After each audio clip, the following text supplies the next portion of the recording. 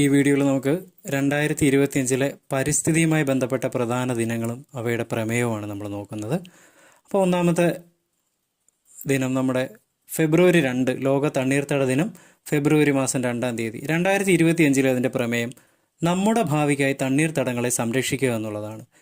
ലോക തണ്ണീർത്തട ദിനം ഫെബ്രുവരി 2, 2025 പ്രമേയം നമ്മുടെ ഭാവിക്കായി തണ്ണീർത്തടങ്ങളെ സംരക്ഷിക്കുക. ലോക വനദിനം മാർച്ച് മാസം 21-ാം തീയതി. ഫോറസ്റ്റ് ആൻഡ് ഫുഡ് എന്നുള്ളതാണ് അതിൻ്റെ പ്രമേയം. 2025 ലോക വനദിനത്തിൻ്റെ പ്രമേയം ഫോറസ്റ്റ് ആൻഡ് ഫുഡ്. ലോക ജലദിനം മാർച്ച് മാസം 22-ാം തീയതിയാണ് ലോക ജലദിനം. അതിൻ്റെ പ്രമേയം എന്തായിരുന്നു? ഗ്ലേസിയർ പ്രിസർവേഷൻ എന്നുള്ളതാണ് അതിൻ്റെ തീം എന്നുള്ള കാര്യം ഓർത്തിരിക്കുക. ലോക ജലദിനത്തിൻ്റെ തീമായിരുന്നു ഗ്ലേസിയർ പ്രിസർവേഷൻ. ലോക കാലാവസ്ഥാ ദിനം മാർച്ച് മാസം 23-ാം തീയതിയാണ് ലോക കാലാവസ്ഥാ ദിനം. അതിൻ്റെ പ്രമേയം എന്തായിരുന്നു? Closing the early warning gap together.